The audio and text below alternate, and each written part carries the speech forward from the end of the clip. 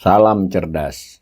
Ibu, bapak, saudara-saudara yang saya hormati, sesi komentar berita kali ini kita akan melihat beberapa judul berita dari media dan membaca satu dua di antaranya terkait dengan paket kebijakan ekonomi yang baru saja diumumkan oleh pemerintah. Secara lebih khusus lagi adalah gonjang-ganjing tentang PPN mau dinaikkan 12% atau tidak. Hari ini dijelaskan oleh pemerintah. Nah, kalau kita ketik di mesin pencarian PPN 12%, maka langsung tampak banyak berita ya dari berbagai media massa, bahkan YouTube, beberapa televisi juga nampak ada juga. Nah, misal tuh kontan PPN 12% resmi berlaku mulai 1 Januari 2025.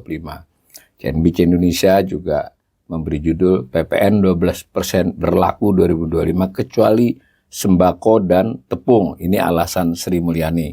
BBC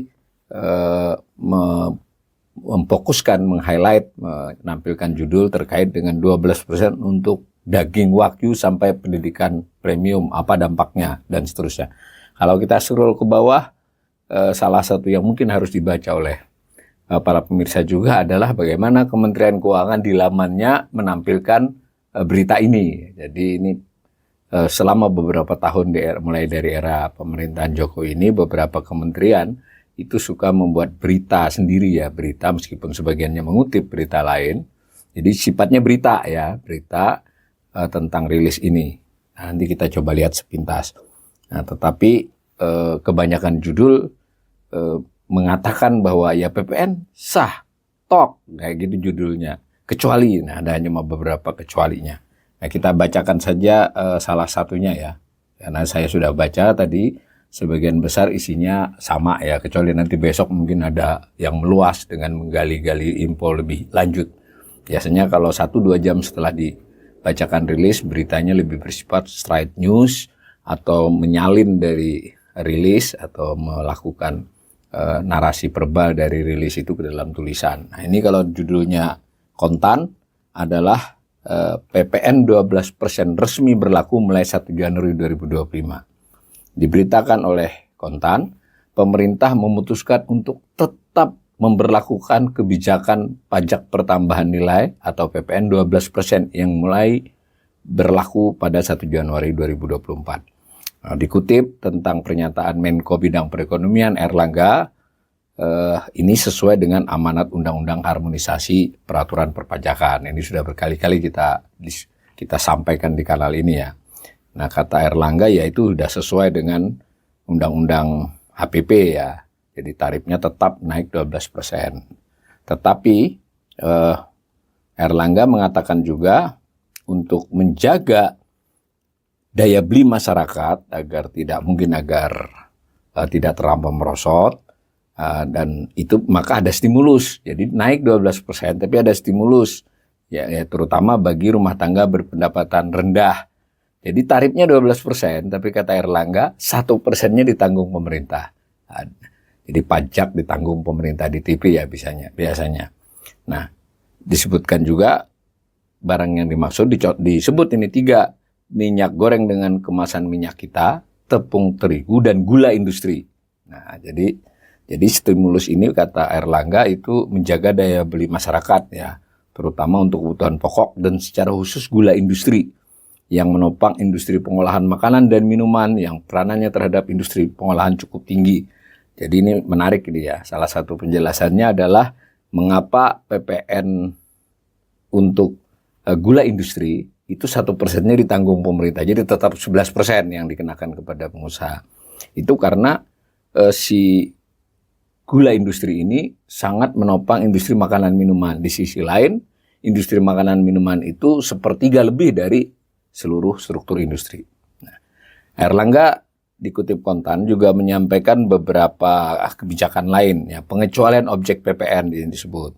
Yang pertama itu ada barang kebutuhan pokok, beras, gabah, jagung, sagu, kedelai, garam, daging. Nah, lalu ada telur, susu, buah-buahan. Lalu ada jasa kesehatan, jasa pendidikan. Nah, masih banyak lagi di bawahnya. Mungkin yang kita perlu tahu beberapa item yang disebut ini wartawan Kontan kan karena ini straight news mungkin belum membandingkan, mungkin besok nanti dia minta tanggapan ekonom. Nah, sebenarnya beberapa yang disebutnya ya memang sebelumnya juga tidak kena ya. Jadi PPN itu dikenakan secara umum dikenakan kepada seluruh produksi barang dan jasa di banyak level produksi ya, makanya disebut pajak pertambahan nilai. Nah, tetapi beberapanya memiliki negatif list. Jadi negatif list itu PPN ini tidak dipungut atas barang dan jasa yang di negatif list kan. Nah, ini salah satunya, salah dua, salah tiga, bukan salah satu ini disebutkan. Ini sebelumnya juga nggak kena. Jadi menurut saya ini para pemirsa juga harus tajam ya mencermati. Mungkin nanti besok kita juga lihat, jurnalis juga harus membandingkan. Jadi jangan sampai ada pengumuman dipahami sekian banyak yang dikecualikan, seolah-olah itu dikecualikan baru. Enggak, itu sebelumnya juga dikecualikan. Nah, memang ada beberapa yang baru. Saya sendiri nanti akan melakukan asesmen lagi ketika sudah mempelajari lebih jauh. Nah, namun secara umum dari barang yang disebut itu, yang paling bawah itu menarik ya. Senjata, garis miring, alutsista dan alat foto udara juga tidak kena PPN. Saya belum ngecek apakah sebelum ini kena atau tidak. Nah, banyak disebut itu. Nah, ada juga soal listrik, kecuali untuk rumah tangga dengan daya lebih dari 6.600 volt ampere ya, PA itu rumah besar biasanya. Tetapi setahu saya sebelumnya juga yang bawah itu juga tidak kena PPN. Nanti mari kita lihat lagi. Nah, ada tambahan lagi, barang-barang yang dibutuhkan masyarakat diberikan fasilitas 0%, seperti kebutuhan pokok, beras, daging, ikan, telur, sayur, susu, jasa pendidikan, angkutan, dan seluruhnya bebas PPN. Nah, ini jurnalis harus menjelaskan ini sebenarnya, tapi mungkin ini belum sempat ya. Ya, ini sebelum soal 12%, waktu 11% dia tidak kena, waktu 10% juga tidak kena. Jadi ini kan bukan insentif dalam konteks naik 12% sebenarnya, memang sudah negatif list. Nah, ada penjelasan beberapa di bawah soal paket kebijakan yang terkait dengan bantuan beras untuk masyarakat desil 1 dan 2. Desil itu berarti 10% ya, 20% terbawah. Lalu juga ada diskon 50% untuk daya listrik yang terpasang. Nah, nampaknya panjang lebar ya, tapi ini kita lihat lagi lah yang lebih panjang tadi saya sudah lihat. Salah satunya adalah PPN CNBC Indonesia itu menyebut PPN 12% berlaku 2025 kecuali sembako dan tepung. Ini alasan Sri Mulyani. Nah, ini bagian pernyataan Sri Mulyani yang dikutip. Nah, tapi beberapa hal sama ya, memberi informasi tentang yang 12%, yang 11% karena 1%-nya ditanggung pemerintah, yang ada diskon tarif 50% per 1 Januari, tapi nanti kita cek ini diskon ini untuk berapa lama ya. Nah, karena apakah seterusnya, karena yang namanya diskon kan biasanya ada batasnya. Begitu juga penjelasan tentang rumah yang sampai dengan 5 miliar dan 2 miliar pertamanya diskon 100%, lalu selebihnya diskon 50%. Ini ada tenggat waktunya dan seterusnya.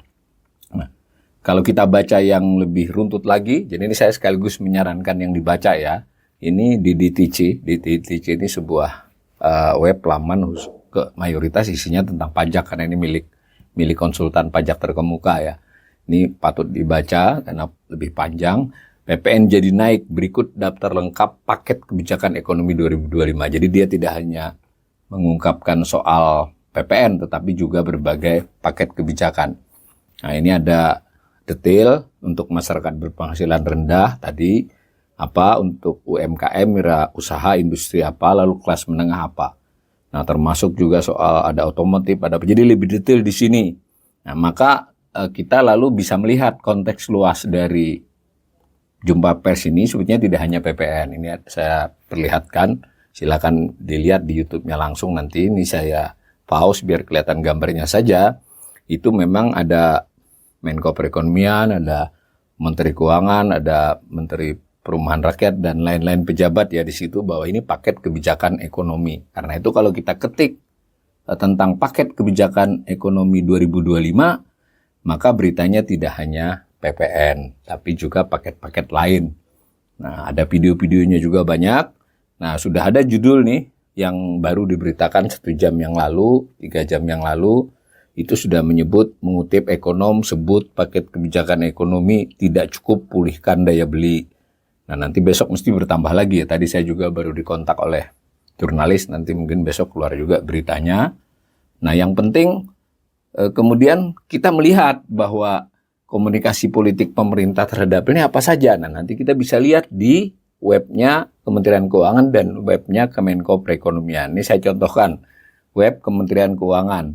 Dia memberi judul unik ya, yang tadi jurnalis bagaimanapun kesannya menurut saya masih netral lah ya. Sebut TOK 12% kecuali menyebut bahwa ini ada pandangan ekonom. Ini kalau Kementerian Keuangan ya sebagai corong pemerintah, judulnya saja unik nih menurut saya.